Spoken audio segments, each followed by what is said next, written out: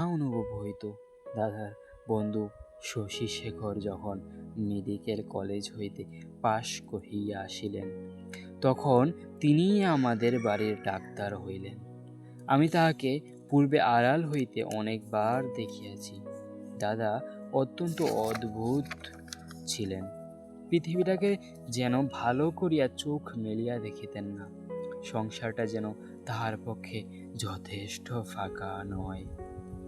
এই জন্যে সরিয়া সরিয়া একেবারে প্রান্তে গিয়া আশ্রয় লইয়াছেন। তাহার বন্ধুর মধ্যে এক শশী শেখর। এই জন্যে বাহিরের যুবকদের মধ্যে আমি ওই শশী শেখরকেই সর্বদা দেখিতাম, এবং যখন আমি সন্ধ্যাকালে পুষ্পতরুতলে সম্রাজ্ঞীর আসন গ্রহণ করিতাম, তখন পৃথিবীর সমস্ত পুরুষ জাতি শশী শেখরের মূর্তি ধরিয়া আমার চরণাগত হইত। শুনিতেছ, কি মনে হইতেছে? আমি সনিশ্বাসে বলিলাম, মনে হইতেছে শশী শেখর হইয়া জন্মিলে বেশ হইত। আগে সবটা শোনো। একদিন বাদলার দিনে আমার জ্বর হইয়াছে। ডাক্তার দেখিতে আসিয়াছেন। সেই প্রথম দেখা। আমি জানালার দিকে মুখ করিয়াছিলাম। সন্ধ্যার লাল আবাটা পড়িয়া রোগন মুখের বিবর্ণতা যাতে দূর হয়, ডাক্তার যখন ঘরে ঢুকিয়ে আমার মুখের দিকে একবার চাহিলেন, তখন আমি মনে মনে ডাক্তার হইয়া কল্পনায় নিজের মুখের দিকে চাইতাম। সেই সন্ধ্যালোকে কোমল বালিশের উপরে একটি ঈষৎ ক্লিষ্ট কুসুম পেলব মুখ, অসংযমিত চূর্ণকুন্তল ললাটের উপর আসিয়া পড়িয়াছে, এবং লজ্জায় আনন্দিত বড় বড় চোখের পল্লব কপলের উপর ছায়া বিস্তার করিয়াছে।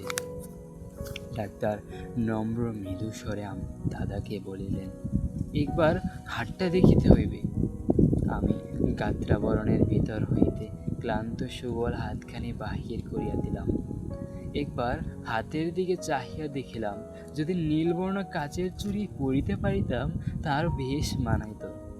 রোগীর হাত লইয়া নারী দেখিতে ডাক্তারের এমন ইতস্তত ইতিপূর্বে কখনো দেখি নাই। অত্যন্ত অসংলগ্নভাবে কম্পিত অঙ্গুলিতে নাড়িয়ে দেখিলেন। তিনি আমার জ্বরের উত্তাপ বুঝিলেন। আমিও তাহার অন্তরের নারী কিরূপ চলিতেছে কতকটা আভাস পাইলাম। বিশ্বাস হইতেছে না? আমি বলিলাম, অবিশ্বাসের কোনো কারণ দেখতেছি না। মানুষের নারী সকল অবস্থায় সমান চলে না।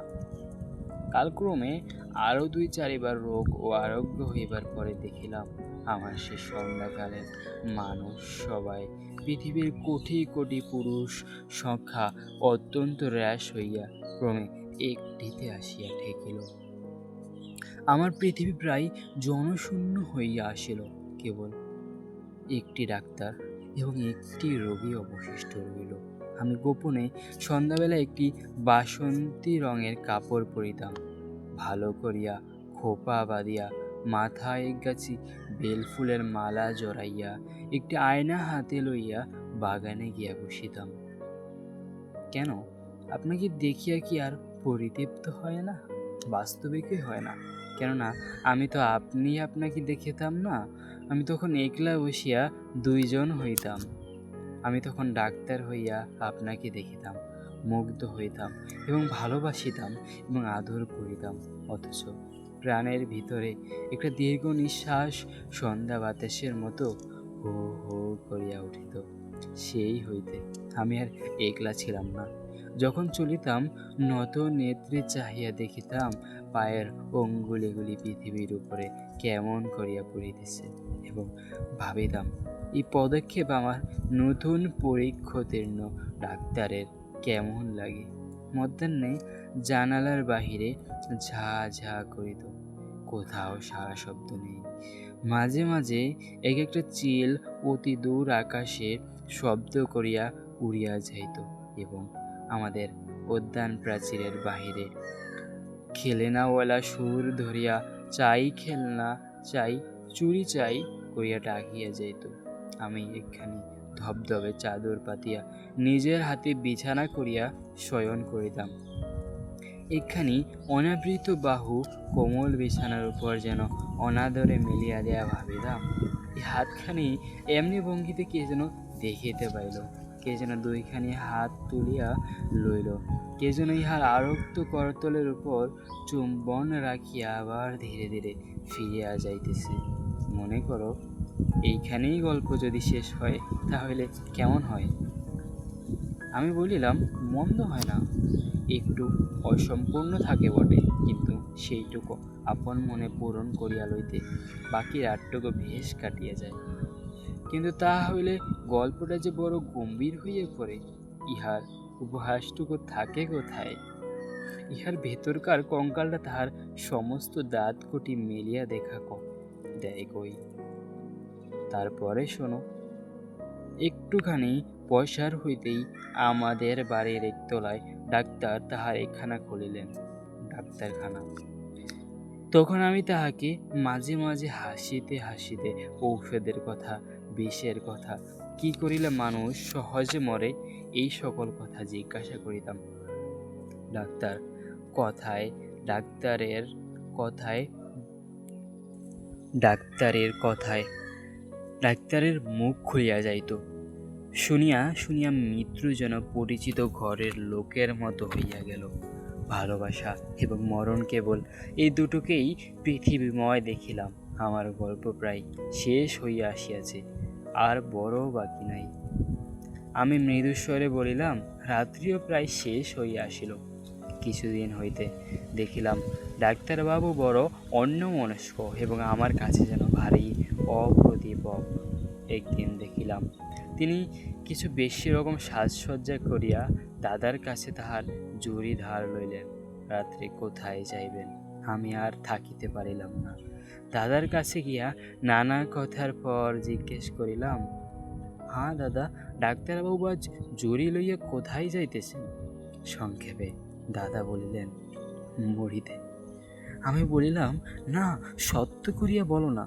তিনি পূর্বাপেক্ষা কিঞ্চিত খোলাসা করিয়া বলিলেন, বিবাহ করিতে।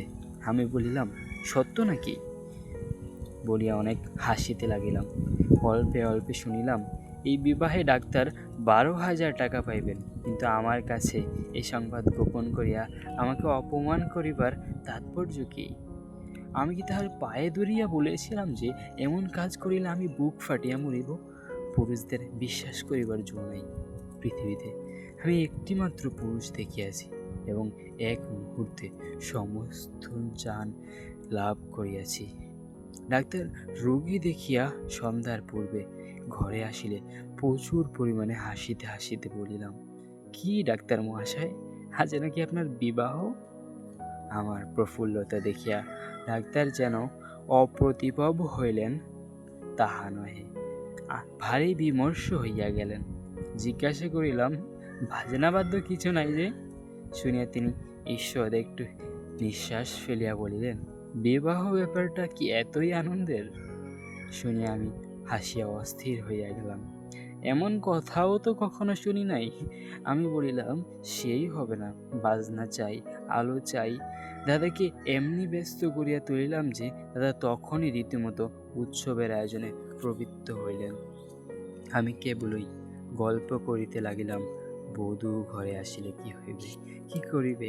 জিজ্ঞাসা করিলাম, আচ্ছা ডাক্তার মহাশয়, তখনও কি আপনি রোগীর নাড়ি টিপিয়া বেড়াইবেন? যদিও মানুষের, বিশেষত পুরুষের মনটা দৃষ্টিগোচর নয়, তবু আমি শপথ করিয়া বলিতে পারি কথাগুলি ডাক্তারের বুকে শেলের মতো বাজিতেছিল। অনেক রাত্রে লগ্ন। সন্ধ্যাবেলায় ডাক্তার ছাতের উপর বসিয়া দাদার সহিত 2-1 পা মদ খাইতেছিলেন। দুজনেরই এই অভ্যাসটুকু ছিল। ক্রমে আকাশে চাঁদ উঠিল।